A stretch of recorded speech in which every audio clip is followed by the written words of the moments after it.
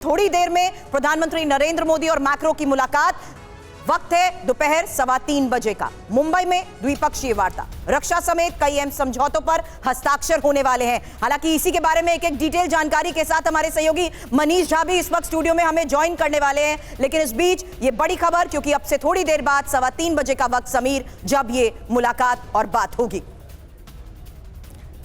तो देखिए, थोड़ी देर में प्रधानमंत्री मोदी और मैक्रो के बीच मुलाकात होनी है। मुंबई में दोपहर 3:15 पर यह द्विपक्षीय वार्ता होगी, बायलैटरल टॉक्स होंगी और उस पर पूरी दुनिया की नजरें हैं, क्योंकि अब तक की सबसे बड़ी डिफेंस डील भारत और फ्रांस के बीच होने जा रही है। क्या क्या होता है, एक एक खबर, एक एक अपडेट लगातार टीवी 9 भारतवर्ष आपको दिखा रहा है।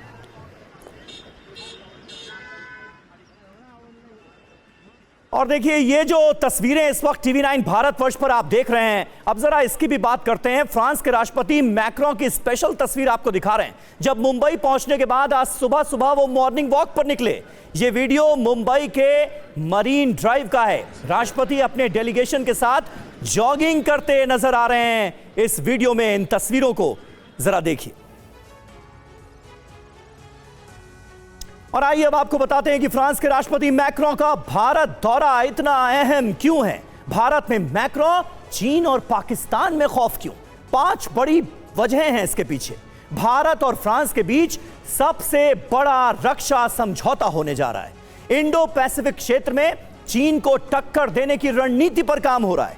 हिंद महासागर में लॉजिस्टिक सपोर्ट बढ़ाने की तैयारी है। परमाणु और ऊर्जा सहयोग, जैतापुर में सबसे बड़ा प्लांट, यह भी डील का हिस्सा है। इसके अलावा जिस पर सबकी नजरें हैं, राफेल। 114 राफेल आ रहे हैं। पाकिस्तान में इसी वजह से डर का माहौल नजर आ रहा है और कहा यह जा रहा है कि 2 फ्रंट पर वॉर के लिए भारत अब पूरी तरह से तैयार है। यह देखिए, आपको दिखा रहे हैं कि किस तरह से 2016 में 36 राफेल आए, जो कि अभी भारत के पास हैं। वहीं अगर बात करें 2025 की, तो 26 राफेल एम नेवी के लिए हैं। 2026 में 114 राफेल डीएसी की मंजूरी मिल चुकी है और आज मुमकिन है कि इस डील पर पूरी तरह से मोहर लग जाए। यानी राफेल का बेड़ा देखिए, अब 176 लड़ाकू विमानों तक पहुंच रहा है। जरूरी बात यह है कि 96 राफेल भारत में ही बनने की उम्मीद है।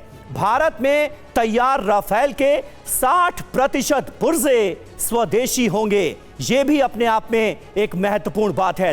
डसॉ एविएशन के पास 18 विमान उड़ने के लिए बिल्कुल तैयार हैं। डसॉ एविएशन जो कि राफेल को बनाती है। 3.25 लाख करोड़ के रक्षा समझौते पर लगने जा रही है मुहर। इसलिए भी मैक्रो का ये दौरा बहुत महत्वपूर्ण है। आइए सबसे पहले आपको मुंबई ही लिए चलते हैं, जहां से हमारे सहयोगी गौरव अग्रवाल हमारे साथ मौजूद हैं।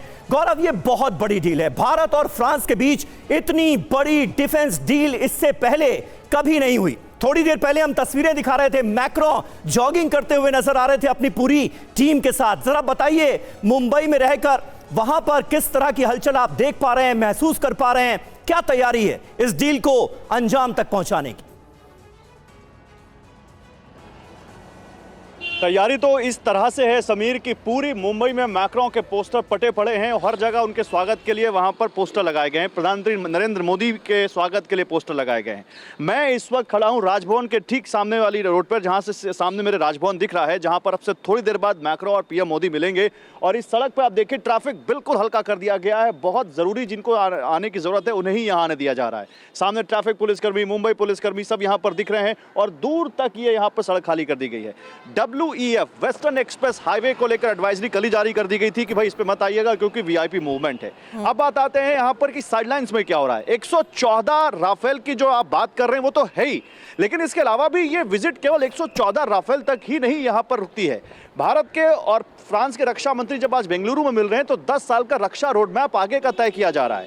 10 साल की डिफेंस पार्टनरशिप भारत की और फ्रांस की क्या होगी। इसके आगे होराइजन 2047 का रोड मैप यहां से तय बात हो सकती है, जिसपे इंडो पैसिफिक में भारत और फ्रांस मिलकर कैसे काम करेंगे, ग्लोबल पॉलिटिक्स, जियो पॉलिटिक्स में भारत और फ्रांस मिलकर आगे कैसे काम करेंगे, एक दूसरे के साथ कैसे काम करेंगे। साइड लाइंस में 4 पैनल्स हैं जिनमें बड़े बड़े लोग ये डिस्कस कर रहे हैं कि भारत और फ्रांस आगे कैसे बढ़ेंगे, जिसमें मैं आपको बताऊं एक पैनल है एरोस्पेस और डिफेंस का, जिसमें बीएल के डायरेक्टर शामिल हो रहे हैं, इसमें और भी कई जाने वाले नाम है फ्रांस और भारत की तरफ से।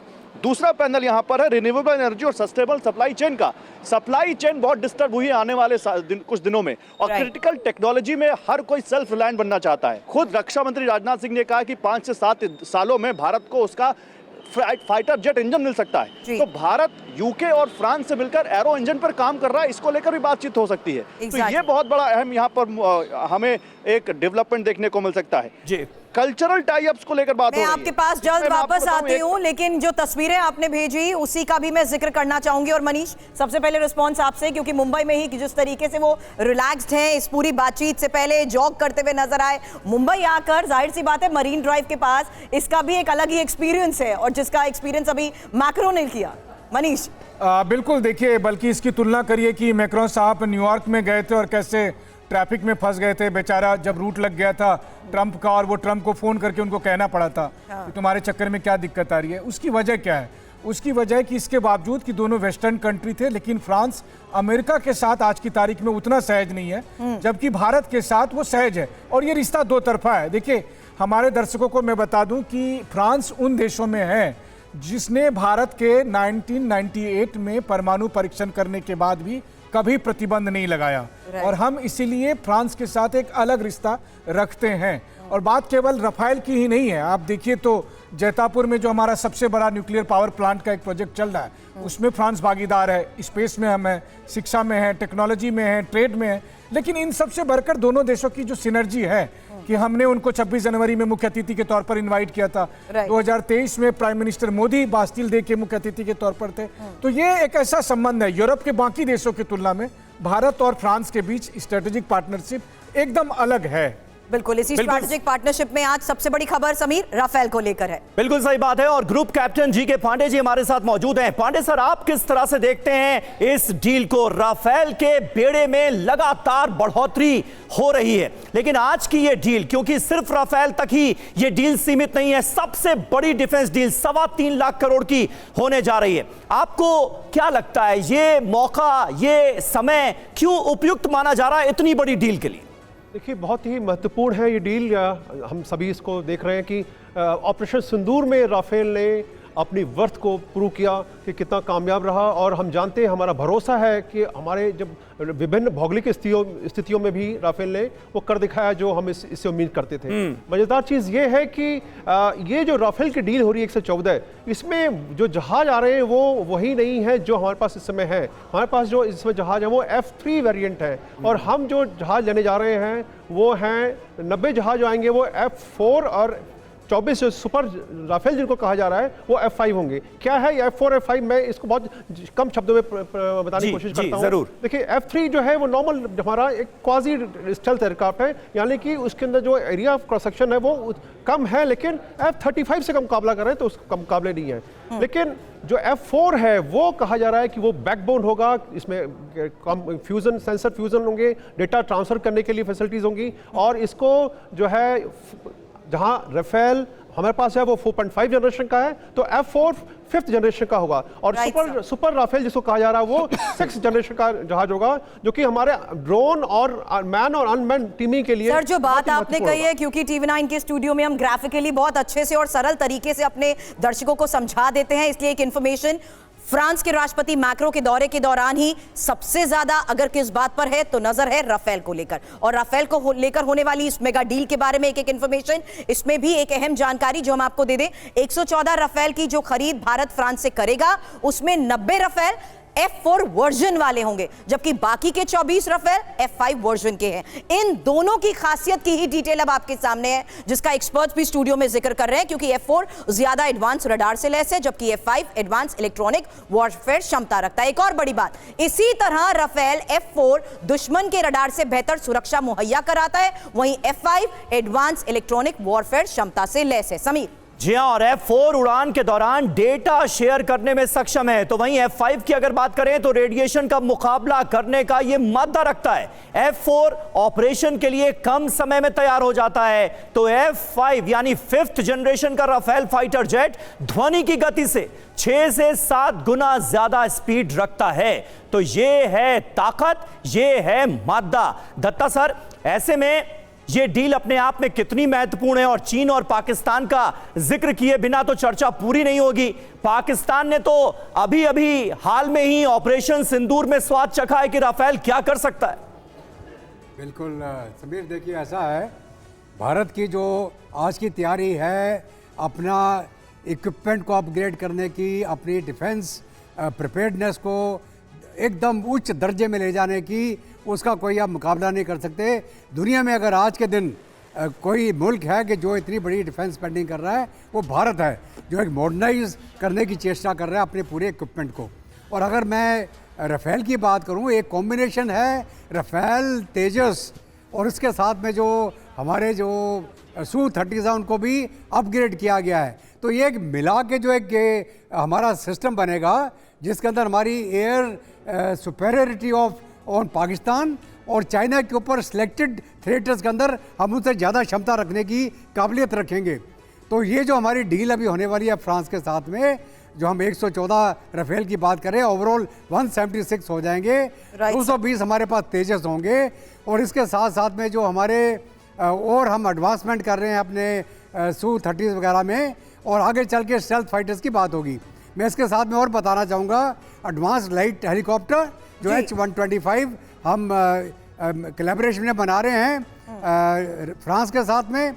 उसके साथ में स्कॉर्पियन जो हमारी पनडुब्बियाँ हैं, उसका है हैमर मिसाइल्स, राइट सर, जो हमने बड़ा सटीक इस्तेमाल किया था, वो भी हम यहीं पर मैन्युफैक्चर करेंगे इन कोलैबोरेशन विद फ्रांस। तो ये आप मान के चले कि हमारी जो फ्रांस के साथ में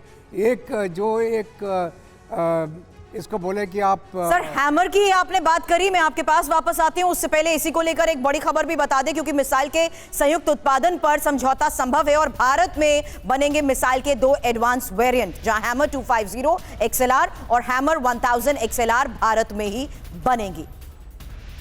तो देखिए, भारत में हैमर और पाकिस्तान में डर, खौफ का माहौल। पूरी जानकारी, पूरी अपडेट आपके सामने रख देते हैं हैमर को लेकर। हैमर 250 XLR 200 किलोमीटर से ज्यादा इसकी रेंज है।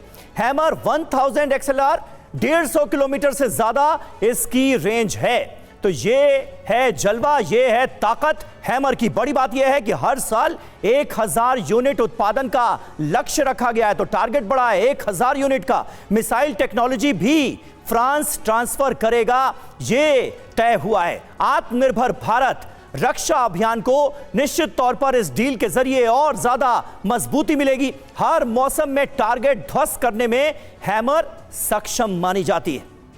हालांकि बड़ी बात इस बीच आपको बता दें कि जहां मिसाइल टेक्नोलॉजी में भी ट्रांसफर करेगा फ्रांस, और आत्मनिर्भर भारत और रक्षा अभियान को जिस तरीके से मजबूती मिलेगी, हैमर की ही ताकत आपको हम बता दें हर मौसम में टारगेट ध्वस्त करने में ये सक्षम है, और 125 किलो से लेकर 1000 किलो का इसका तक वॉरहेड है। राफेल पर 250 किलो की 6 मिसाइल लग सकती हैं। ऐसे में संदीप, एक बार ये बता दीजिए कि ये टाइमिंग कितनी इंपॉर्टेंट हो जाती है, क्योंकि जिस तरीके से ये मजबूती इस वक्त हम देखने की बात कर रहे हैं, जिस तरीके से एक स्ट्रॉन्ग बॉन्डिंग हर लेवल पर भारत की फ्रांस के साथ बन रही है। इंडो पैसिफिक की स्पेसिफिक तौर पर बातचीत की जाए या ग्लोबल ऑर्डर की बात की जाए, क्या संदेश ये दोस्ती दे रही है? देखिए सुरभि जी, ये एक भारत के डिफेंस डील में इसको ही नहीं मानता हूं। ये एक टेक्टोनिक शिफ्ट है। एक टेक्टोनिक शिफ्ट इसलिए मैं कहता हूं कि भारत के स्ट्रेटेजिक इकोनॉमी के संदर्भ में देखा जाए तो ये एक ऐसा सुनहरा मौसम है जब भारत ने तय किया है कि हम अपनी मिलिट्री को मॉडर्नाइजेशन करेंगे, और उसके साथ साथ जो हमारा एक जो ड्रीम है कि ग्लोबल मैन्युफैक्चरिंग हब बने का, वो भी डिफेंस सेक्टर में। तो हमने साबित किया है कि अब डिफेंस मैन्युफैक्चरिंग भारत में होगा, ताकि भारत का जो मेक इन इंडिया की जो यात्रा है वो सफल हो। पहला। दूसरा ये है कि आपने टाइमिंग का कहा, देखिए अभी हमने जानते हैं कि ट्रंप और इसके मैक्रोन के जो रिश्ते किस तरीके के हैं। तो उन रिश्तों के नज़र में देखा जाए तो ये भारत ही एक ऐसा यूनिक देश है दुनिया का कि दो बड़ी ताकतों को अपने साथ में लिया है। पुतिन के साथ हमारा आज भी 36% हमारी डिफेंस डील है और पुतिन बहुत सहज है, रूस बहुत सहज है भारत के इस डाइवर्सिफिकेशन के लिए। रूस बार बार कह चुका है कि भारत जब डाइवर्सिफिकेशन करता है तो अपनी राष्ट्रीय शक्ति को बढ़ाता है, उससे हमें खतरा नहीं है। और आज यदि फ्रांस के साथ ये डील हो रही है तो मुझे लगता है दो बड़े देश, दो बड़े बहुत डिफेंस की जो ताकतें हैं वो ताकतें इसीलिए मुझे लगता है सबसे ज्यादा सहमा हुआ वो तो चीन और पाकिस्तान, क्योंकि ऑपरेशन सिंदूर में हमने S-400 और दूसरे राफेल दोनों की ताकतें देखी है कि कैसे पूरे रीजनल सिक्योरिटी के डायनामिक्स को कैसे चेंज किया है और भारत की जो अदम्य क्षमता थी, सामरिक क्षमता को किस प्रकार से बढ़ाया है। ये बड़ी बात और ये सवाल इसलिए भी लिया था समीर मैंने, लेकिन एक बार मैं गौरव के पास जाना चाहूंगी। गौरव, आगे के पूरे कार्यक्रम के बारे में भी बताएं और मेक इन इंडिया को जिस तरीके से ये बूस्ट मिल रहा है, ऐसे में क्या एक्सपेक्ट करेंगे हम? कौन कौन सी ऐसी डील्स हैं जिसको लेकर ऐलान संभव हो सकते हैं या सिग्नेचर हो सकते हैं? और ये टाइमिंग की भी सवाल इसीलिए किया क्योंकि भारत की बढ़ती इसी सैन्य क्षमता के जरिए सीधा संदेश पाकिस्तान को भी और चीन को भी। बिल्कुल सीधा संदेश चीन को और पाकिस्तान को। देखिए, आपने कहा मेक इन इंडिया के तहत, तो पहले मैं आपको इस डील का ब्रेकडाउन बताता हूं। सुरभि, 114 राफेल आने जिसमें से 96 राफेल तो भारत में बनाए जाएंगे इस डील के तहत, और उसमें भी जो डसॉ है उसके साथ एक भारत की जो कंपनी मिलकर इसको बनाएगी जिसमें 60% कंपोनेंट इंडिजिनस होंगे यानी घरेलू होंगे। साइमल्टेनियसली जब हम हैमर मिसाइल की बात कर रहे हैं तो हैमर मिसाइल को लेकर भी BEL और फ्रांस की कंपनी के बीच करार हो रहा है जिसको भारत में बनाया जाएगा। इसी के साथ मेक इन इंडिया का एक और परफेक्ट उदाहरण है। वर्चुअली आज मोदी और मैक्रोन यहीं से कर्नाटक में बेंगलुरु के पास बेलगाम करके एक जगह है जहां पर H-125 हेलीकॉप्टर पहली बार प्राइवेट हेलीकॉप्टर असेंबली लाइन जिसका वर्चुअल इनॉग्रेशन करेंगे, जिसमें यहां से दोनों स्टेट हेड शामिल होंगे और वहां से दोनों रक्षा मंत्री शामिल होंगे। और उसके बाद H-125M का भी यहां पे प्लान है जिसको यहां पर शामिल मिलिट्री के लिए बनाया जाएगा, जो एक हल्का हेलीकॉप्टर है जो पहाड़ों में काम करने में पहाड़ों में अच्छा तरीके से ऑपरेशन में अपना योगदान दे सकता है। इसके बाद जैतापुर में महाराष्ट्र में एक न्यूक्लियर रिएक्टर भारत और फ्रांस मिलकर न्यूक्लियर रिएक्टर सेंटर की स्थापना कर रहे हैं। तो ये तो हो गया मेक इन इंडिया की बात कि किस तरह से भारत और फ्रांस मिलकर बात कर रहे हैं। एक बहुत अहम बात जो सामने निकल कर आई है जिसकी तरफ मैंने अभी इशारा किया था, 5-7 साल में जब रक्षा मंत्री कह रहे हैं कि अच्छा देखिए इधर हलचल भी बढ़ गई है, लगातार गाड़ियां आ रही हैं, तो मुझे लगता है कि यहां से अब कोई वीआईपी मूवमेंट हमें दिखेगा, वो मैं लगातार दिखाऊंगा। ठीक है गौरव, मैं आता हूं आपके पास। एम्बेसडर अचल मल्होत्रा सर भी हमारे साथ मौजूद हैं। अचल जी, किस तरह से आप देख रहे हैं, बीते दिनों पूरी दुनिया ने ट्रंप टैरिफ थ्रेट का दबदबा भी महसूस किया और उसके बाद भारत ने EU से मदर ऑफ ऑल डील्स की, फिर अमेरिका के साथ ट्रेड डील भी हुई और कहीं ना कहीं अमेरिका पर उसका दबाव भी साफ तौर पर महसूस किया गया, और अब फ्रांस के साथ इतनी बड़ी डिफेंस डील होने जा रही है। तो तमाम चुनौतियों का सामना आज की तारीख में यह नया भारत करता हुआ आप कैसे देखते हैं? बिल्कुल समीर, इसमें कोई दो राय नहीं है कि बदलते परिप्रेक्ष्य में, बदलते समय के साथ भारत में मजबूती से खड़े होकर ये साबित किया है कि समय कितना भी बदले लेकिन भारत की मजबूती अपनी जगह पे है, स्ट्रेटेजिक ऑटोनॉमी वो अपनी जगह पे है। अब परिप्रेक्ष्य क्या है, देखिए जो हमारे फ्रांस के साथ जो इस समय संबंध मजबूत हो रहे हैं उसका परिप्रेक्ष्य ये है कि वर्ल्ड ऑर्डर जो है आज की तारीख में काफ़ी दबाव में है। और हमने देखा मल्टीलैटरलिज्म को ले लीजिए, चाहे आप रूल ऑफ लॉ को ले लीजिए या रूल बेस्ड इंटरनेशनल ऑर्डर को देख लीजिए, सभी जो हैं अंडर स्ट्रेस है। ऐसे माहौल में फ्रांस यूरोप की उन चुनिंदा कंट्रीज़ में है जहां भारत और फ्रांस एक ही पेज पे है। वो वर्ल्ड ऑर्डर को प्रिजर्व करने की दिशा में एक साथ काम करना चाहते हैं। और फ्रांस एक ऐसा देश है, जैसा मनीष ने बताया भी था कि 1998 में जब न्यूक्लियर एक्सप्लोजन हमने किया तो उन्होंने कोई सैंक्शंस नहीं लगाई, बजाय इसके 1998 वो लैंडमार्क ईयर है जब हमने स्ट्रैटेजिक रिलेशनशिप को इस्टेब्लिश किया है। आज हमारे पास होराइजन 2047 का रोड मैप है। तो ये दोनों कंट्रीज मिलकर जो well established global world order था और जिसे सबने एक्सेप्ट किया था, उसको प्रिजर्व करने की दिशा में काम कर रहे हैं। और ये मुझे लगता है कि अपने आप में बहुत ही इम्पॉर्टेंट चीज़ है। फ्रांस एक ऐसा देश है जो दूसरे देशों के मुकाबले में भारत की स्ट्रैटेजिक ऑटोनॉमी की इज्जत करता है, उसे एक से कई बार इसने इस बारे में जो है साबित करके दिखाया है कि उसे इस चीज़ से कोई समस्या नहीं है जो बाकी दूसरे देशों को समस्या थी कि भारत तेल कहाँ से खरीद रहा है या वो जो उस पर सैंक्शंस लगी है अमेरिका की, वो हम फॉलो कर रहे हैं या नहीं कर रहे हैं। भारत आपका जो असली सवाल वो यही था। बिल्कुल देखिए, भारत की मजबूती अपने आप में, भारत की इंपॉर्टेंस को देखते हुए पूरी यूरोपियन यूनियन ने हमारी तरफ हाथ बढ़ाया है, अमेरिका दबाव में आया है, तो ये अपने आप में बहुत बड़ी बात है। बिल्कुल। और जो रिकॉग्निशन और एक्नॉलेजमेंट है भारत की, राइट सर, और जो बैलेंस क्रिएट भारत करने की कोशिश करता है उसके बारे में भी आगे आपसे सवाल करूं, उससे पहले बता दें कि फ्रांस के राष्ट्रपति इमानुएल मैक्रों का एक पोस्ट, जहां आपको बता दें पोस्ट मैक्रों ने भारत आते वक्त विमान से किया, जिसमें विमान की खिड़की से ही सूरज की लालिमा को दिखाया और सूरज की सबसे ताजा किरण दुनिया का स्वागत कर रही है, ये लिखा। मैक्रों ने इस पोस्ट में लिखा, भारत में आपका स्वागत है। पीएम मोदी से मुलाकात से पहले ही मैक्रो का ये पोस्ट, जहां आपको बता दें 3 दिन तक भारत में उनका ये दौरा है और उन्होंने ये बात मेंशन करी कि 3 दिन तक भारत के दौरे पर रहूंगा। भारत फ्रांस की रणनीतिक साझेदारी भी मजबूती मिलेगी, हम अपने सहयोग को और भी आगे बढ़ाएंगे।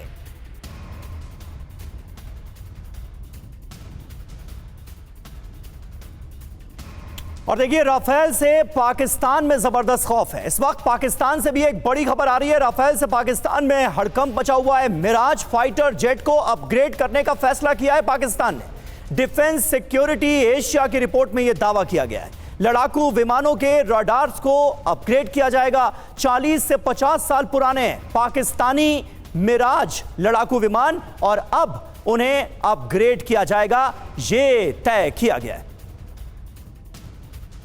समी, टाइमिंग इसकी भी इंपॉर्टेंट हो जाती है क्योंकि ये 114 राफेल से पाकिस्तान में मचे हड़कंप की वो खबर है जहां दावा क्या किया जा रहा है। देखिए, 50 साल पुराने मिराज को अपग्रेड करने की ये तैयारी है। मिराज लड़ाकू विमान के रडार को अपग्रेड करेगा, साथ ही फाइटर जेट पे भी रडार गिफ्रो FSA लगाएगा। जी हां, नए लड़ाकू विमान लेने के लिए मुनीर के पास फंड नहीं है, यह जानकारी भी इस रिपोर्ट में सामने आ रही है, डिफेंस सिक्योरिटी एशिया की रिपोर्ट में। बड़ी बात देखिए क्या है, राफेल का स्पेक्ट्रा सिस्टम बेहतरीन इलेक्ट्रॉनिक वॉरफेयर के तौर पर गिना जाता है। दुश्मन विमानों के रडार को आसानी से यह जाम कर सकता है। पाकिस्तान का जो मिराज है उसके नए रडार से भी राफेल को देखना असंभव होगा। ये कहीं ना कहीं बता रहा है कि भारत की बढ़ती ताकत के मद्देनजर पाकिस्तान में भी कितनी जबरदस्त हलचल देखने को मिल रही है। हमारे साथ तमाम खास मेहमान मौजूद हैं। Group captain GK. Pandey ji हमारे साथ मौजूद हैं। पांडे सर, किस तरह से आप देखते हैं पाकिस्तान की इस बेचैनी? देखिए, ये मिराज जो उनके पास 2 वर्जन है, मिराज 3 और मिराज 5, और इसमें भी दूसरे वेरिएंट्स हैं कई सारे। देखिए, जहाज़ जो हैं वो कम से कम 3 या 4 दशक पुराने हैं और वो अब एक तरह से कहा जाए कबाड़ है वहाँ पर, और ये राफेल का टारगेट बनेंगे निश्चित रूप से। इसको चाहे मुनीर हो चाहे कोई भी दुनिया का ताकत बदल नहीं सकती। कितना भी अपग्रेड कर लीजिए, आप लकड़ी में जान कैसे फूंक सकते हैं। तो इसमें शुरू से बहुत खामियां रही हैं। ये 70 के दशक में जरूर इन जहाज़ों ने कुछ करतब दिखाए थे, लेकिन उसके बाद जो है इनमें कभी इनकी काबिलियत पर जो है, इसीलिए वो JF-17 क्यों लाया पाकिस्तान, क्यों वो J-20 की मांग की उसने, क्यों जेन 10 मांग रहा है, वो क्यों जेन 35 मांग रहा है, चाइना से क्यों जहाज मांग रहा है। उसका मुख्य कारण है कि उसको पता है कि उसके बाद जो जहाज है वो बहुत ही बेकार हो गए हैं और वो किसी काम के नहीं रहे। अब उनके पास जो F-16 का भी बेड़ा है उसको भी भारत ने लगभग 10 या 12 जो है उनके मिराज उनके F-16 जहाज को जो नेस्तनाबूद किया ऑपरेशन सिंदूर में।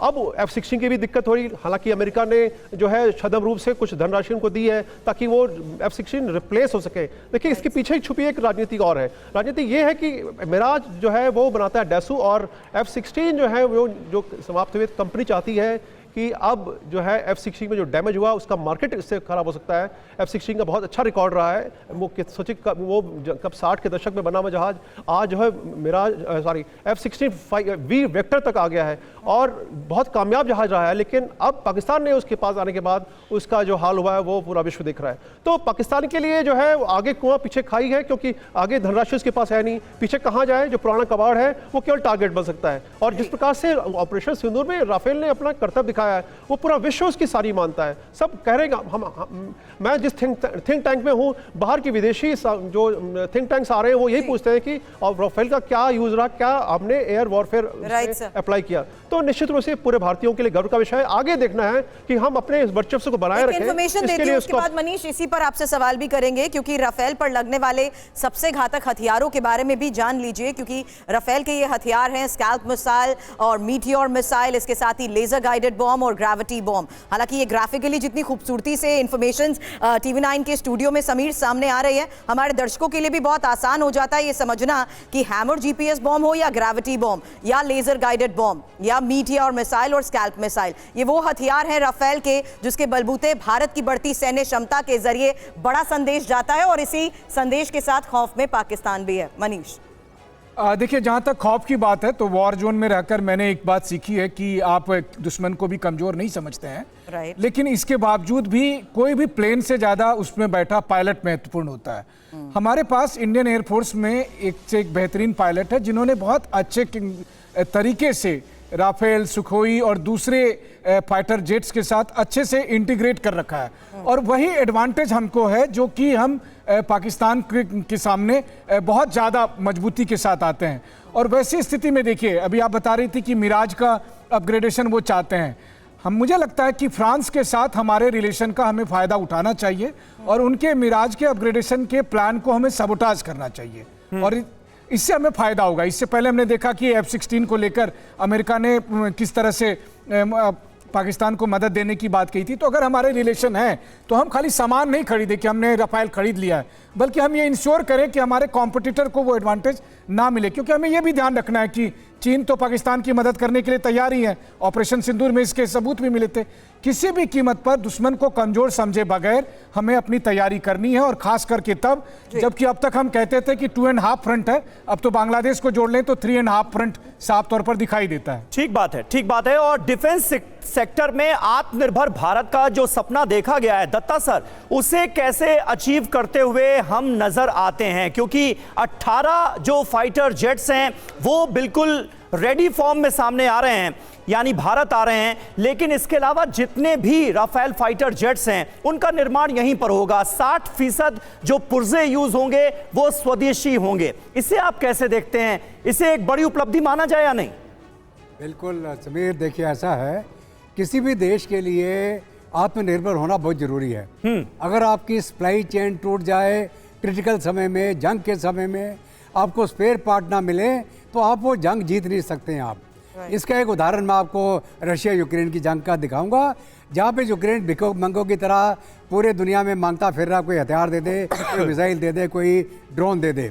उसी के बेनिफिट रूस अपना सब कुछ मैन्युफैक्चर कर रहा है और उसी के दम पे वो लगातार बढ़ाता चला जा रहा है।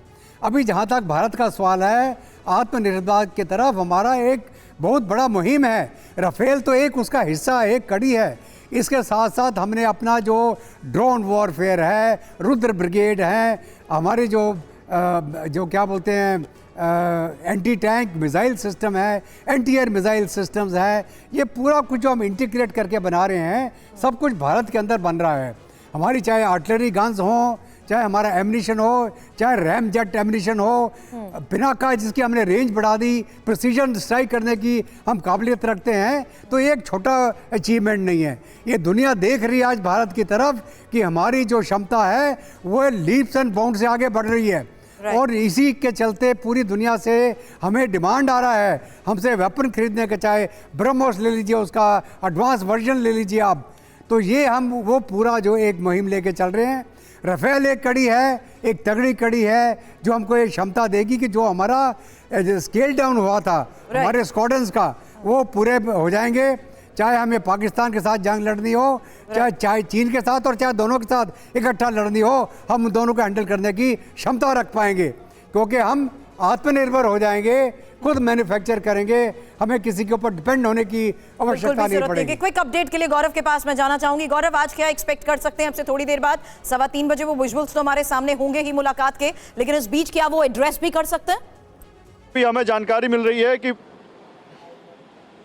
बिल्कुल, हमें अभी जो जानकारी मिल रही है उसके मुताबिक प्रधानमंत्री नरेंद्र मोदी लोक भवन पहुंच चुके हैं। दूसरे गेट से वो उनकी एंट्री हुई है, सुरक्षा कारणों की वजह से ये जो आम गेट है इधर से इनकी एंट्री नहीं हुई है।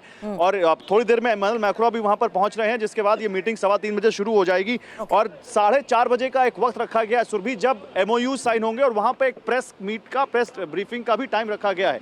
PM मोदी वहां पहुंच चुके हैं, ये कंफर्म हो चुका है। और थोड़ी देर में अब इमैनुअल मैक्रों भी वहां पर पहुंच रहे हैं, शॉट्स आने शुरू हो जाएंगे। तो ये अब वहां पर हलचल शुरू हो चुकी है। 3:15 का द्विपक्षीय वार्ता का समय है। ये MOU जो होंगे वो हमारे सोर्सेज ये कहते हैं कि 10 से 12 MOU हो सकते हैं। डिफेंस, ट्रेड, टेक्नोलॉजी, ये सब उसमें शामिल होगा। कल्चरल सेक्टर को भी उसमें शामिल किया जाएगा। बहुत बड़ा एक पैनल, बहुत बड़ा एक दल लेकर आए इमैनुअल मैक्रों, 100 से ज्यादा लोग उसमें शामिल हैं। और इसलिए न केवल मुंबई को इसलिए भी चुना गया है इस दौरे के लिए, आप इस द्विपक्षीय वार्ता के लिए सुरभि, इसका अंदाजा लगाई क्योंकि देश की आर्थिक राजधानी है। और भारत और फ्रांस की जो ट्रेड टाई अप है वो करीब 12-13 बिलियन डॉलर का आता है। और यहाँ से देखना यह है कि यहाँ से इसको और आगे कितना बाहर। बिल्कुल सही बात है, और इसी लिहाज से ये दौरा फ्रांसीसी राष्ट्रपति इमैनुअल मैक्रों का बहुत अहम हो जाता है।